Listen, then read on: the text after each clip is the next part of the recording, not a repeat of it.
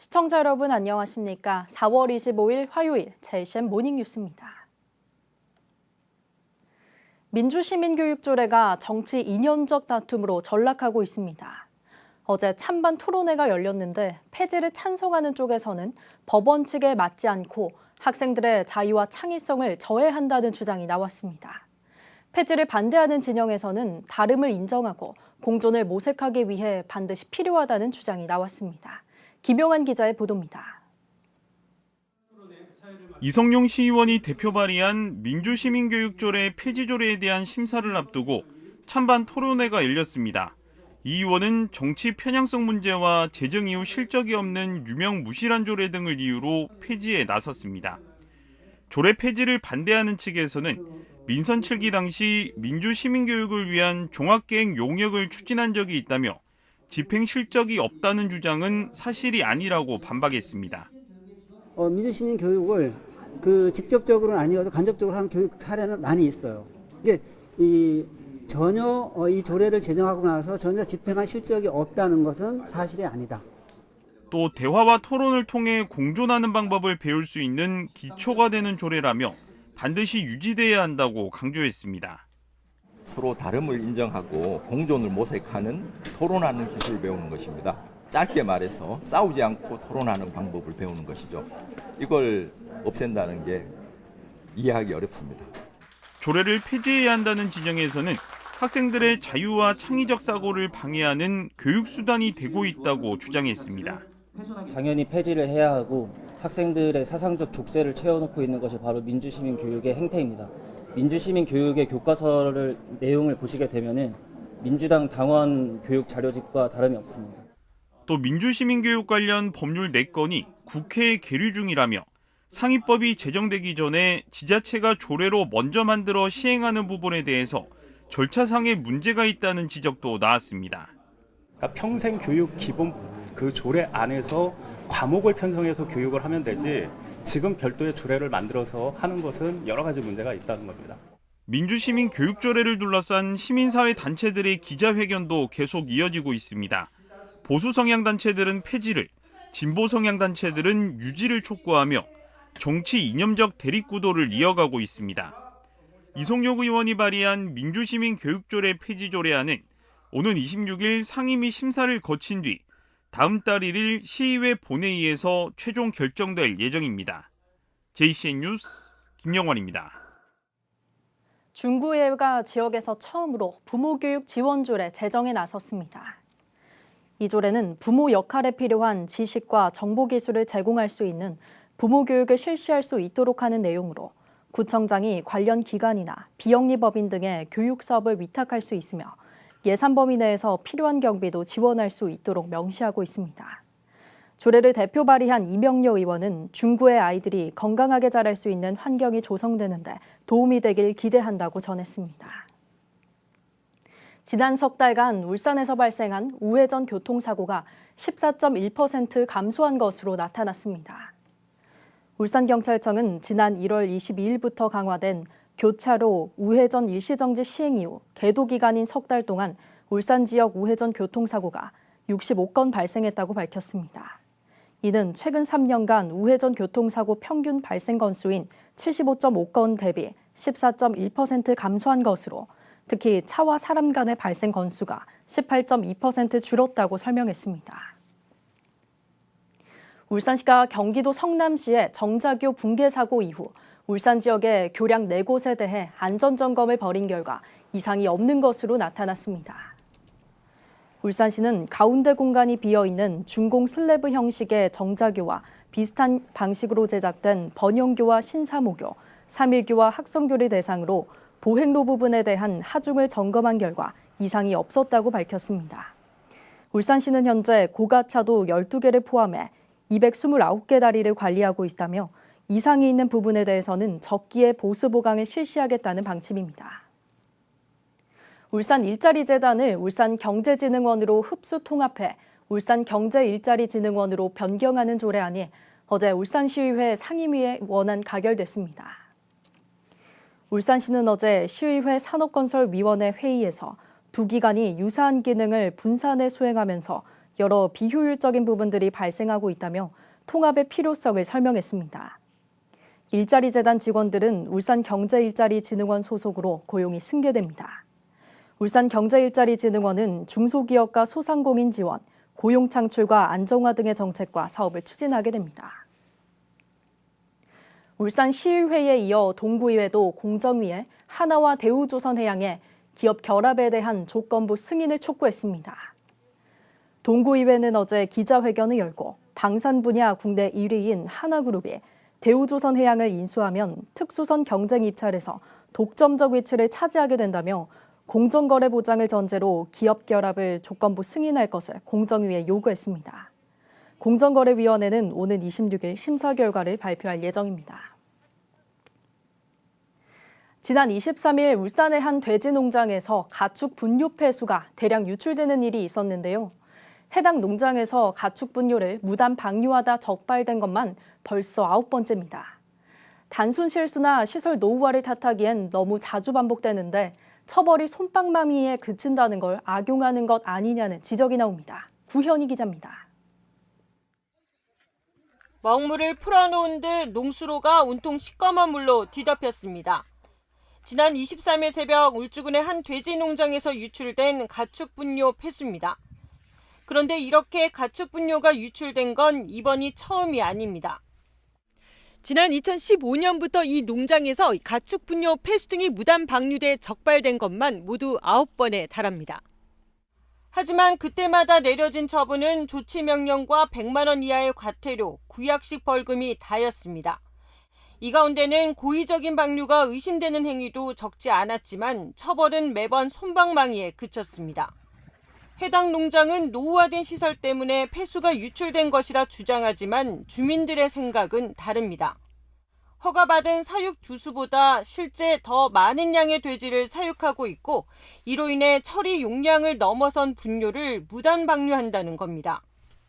한 1km 구간에 올챙이나 안 그러면 물벌레, 송사리 하얀이 다 죽었어. 업에서 배출량에 비해서 처리할 수 있는 능력이 없기 때문에 추산 그때 몇십 톤 방류된 거라 그게 이제.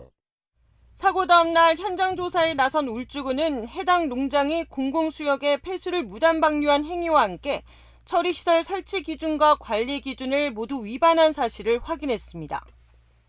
관리 부분 측면에서 봤을 때 조금 문제가 있지 않느냐 이런 식으로 저희들은 판단을 하고 있고 고의성 여부에 대해서는 지금 현 시점에서는 정확하게 확인이 안 되기 때문에 추후에 저희들 수사하는 과정에서 그 부분에 대해서 좀 더 확인할 수 있는 방향으로 진행을 하겠습니다. 해당 농장은 현재 축구장 20개에 달하는 산림 면적을 훼손한 혐의로도 재판을 받고 있습니다. 산림훼손과 가축 분뇨를 상습 방류한 혐의를 받던 농장주는 재판 도중 사망했습니다. 하지만 농장주의 사망 이후에도 위법 행위가 멈추지 않으면서 엄단해야 한다는 목소리가 높아지고 있습니다. JCN 뉴스 구현입니다. 지난 21일 러시아어선 화재 사고 때 해상에서 승선원 구조에 도움을 준 유명희호 박봉근 선장과 거영스타 3호 허윤호 선장에게 해경이 인명구조 유공 현판과 청장 감사장을 수여했습니다. 사고 당일 인근 해역을 항해 중이던 두 선장은 울산 해경의 요청에 따라 현장으로 이동해 구명보트를 하강해 구조를 도왔으며 특히 유명희호는 구명 뗏목에 대피하고 있던 러시아 선원 21명을 자신들의 어선으로 승선시켜 구조했습니다. 한편 지난 4월 21일 새벽 고리동방 해상에서 발생한 러시아 선박 화재로 승선원 25명 가운데 4명이 숨지고 21명이 구조됐습니다. 지난 2021년 4월부터 울산에서 코로나19 백신 예방접종 이후 이상 반응으로 신고된 사례가 2,439건인 것으로 나타났습니다. 울산시는 이 가운데 2,305건에 대해 심의를 완료했고 이 가운데 885건에 대해 보상금을 지급했습니다. 진료비가 30만 원 이상인 193건의 경우 평균 96만 원의 보상금이 지급됐고 진료비가 30만 원 이하인 692건은 평균 12만 원이 지급됐습니다.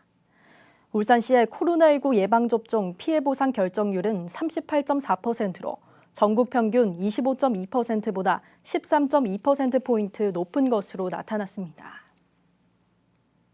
울산 북부경찰서는 농장 비닐하우스에서 양귀비를 재배한 70대 A씨를 마약류 관리에 관한 법률 위반 혐의로 붙잡아 조사하고 있습니다. 울주군 범서읍 비닐하우스에서 양귀비 100여 그루를 재배해온 A씨는 양귀비 열매와 줄기를 진통제 대용으로 사용할 목적이었다고 진술했습니다. 경찰은 양귀비를 모두 압수하고 재배 목적 등에 대해 조사하고 있습니다. 경찰은 양귀비를 단 한 주만 재배하더라도 고의성이 인정되면 입건한다며 적극적인 제보도 당부했습니다. 울산경찰청은 지난해 울산 지역에서 양귀비 재배 사범 15명을 검거하는 등 최근 5년간 35명을 검거했다고 밝혔습니다.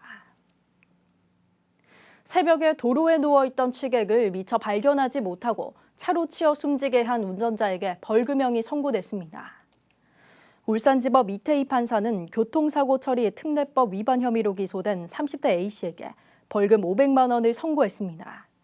A씨는 지난해 8월 새벽 울산에서 승용차를 운전하다가 술에 취해 도로에 누워있는 B씨를 치고 지나가 숨지게 한 혐의를 받고 있습니다. 재판부는 사고 당시 사고 차량의 속도가 시속 30km가 되지 않았고 어두운 색 옷을 입은 피해자가 술에 취해 도로에 누워 있었던 것이 사고의 결정적인 원인이라며 양형의 이유를 밝혔습니다.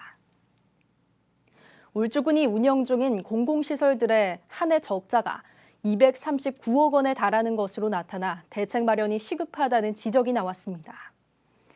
울주군의회 이상걸 의원은 지난해 울주군의 공공시설물 95곳의 운영 적자가 239억 5천만 원으로 코로나19 발생 이전 2018년 당시 운영 적자인 140억 2천만 원보다 71% 급증했다며 개선책 마련을 주문했습니다.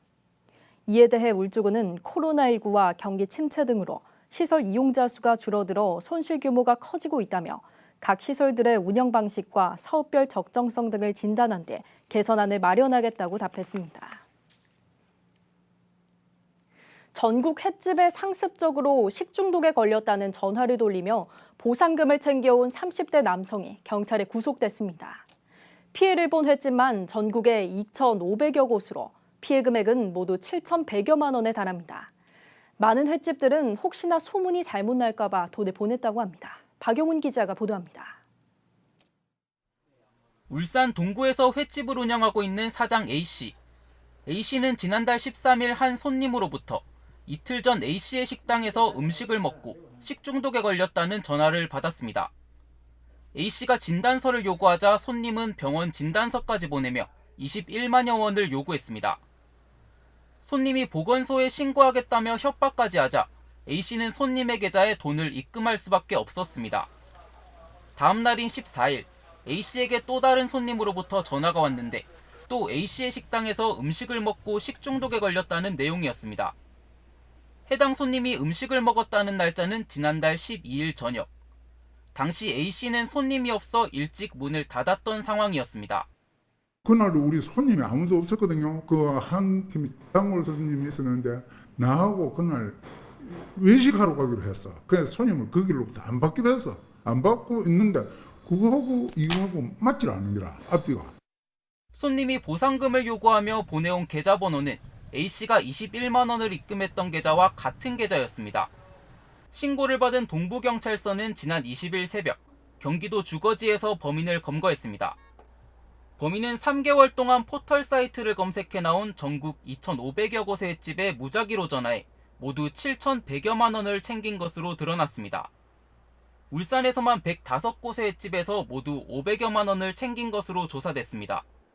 범인은 실제로 피해 횟집을 단 한 번도 방문하지 않았던 것으로 전해졌습니다. 범인은 피해 금액을 모두 유흥비로 탕진한 것으로 밝혀졌습니다. 경찰은 구속영장을 발부받아 범인의 여죄 여부를 수사 중이며 이번 주 내로 범인을 공갈 등의 혐의로 검찰에 송치할 예정입니다. JCN 뉴스 박영훈입니다. 권순영 시의원이 공공기관과 다중이용시설에 화재 대피용 방연물품을 비치하는 조례안을 발의했습니다. 이 조례안에는 공공기관과 의료기관, 사회복지시설과 다중이용시설 등에 화재 대피용 방연물품을 비치하거나 구입하기 위한 예산을 지원하는 내용이 담겼습니다. 권 의원은 화재 시 불에 의한 사망보다 연기나 유독가스로 인한 질식사의 비중이 높다며 방역 마스크 착용으로 안전하고 신속한 대피가 가능해질 것으로 기대했습니다. 울주군이 현재 군조로 지정된 비둘기를 계속해 울주군의 상징물로 유지할지에 대한 의견 수렴에 나섭니다. 울주군은 과거 온순한 성질과 협동심을 상징하는 의미에서 비둘기를 군조로 지정했지만 최근 환경부가 비둘기를 농작물과 황공기 등에 피해를 주는 유해조수로 지정하면서 비둘기를 군조에서 제외하는 사례가 잇따르자 의견 수렴에 나선다고 설명했습니다. 울주군 군조의 변경 여부를 묻는 설문조사에는 어제부터 오는 23일까지 한 달간 울주군민과 공무원, 유관기관 등 1,000여 명을 대상으로 하며 대체 군조 제한 등도 맞습니다. 남구청이 울산 최초로 사회복지급식관리지원센터를 신규 운영합니다. 이 센터는 식약처와 지자체의 연계 사업으로 전문 영양사가 취약계층이 이용하는 소규모 복지시설을 직접 방문해 식습관 분석을 통해 맞춤 식단과 조리사, 요양보호사에 대한 대상별 교육 등을 수행하게 됩니다. 사회복지급식관리지원센터는 현재 전국에서 20곳이 운영 중이며 올해 울산 남구를 포함해 48곳이 하반기부터 신규 운영할 예정입니다. 울산시가 중구 남해동과 학산동, 반구동 일원을 물순환 선도도시로 조성합니다. 울산시는 150억 원을 투입해 중구 남해동에 식생체류지와 빗물정원, 식생수로와 옥상정원 등을 설치하는 저영향개발 사업을 추진합니다.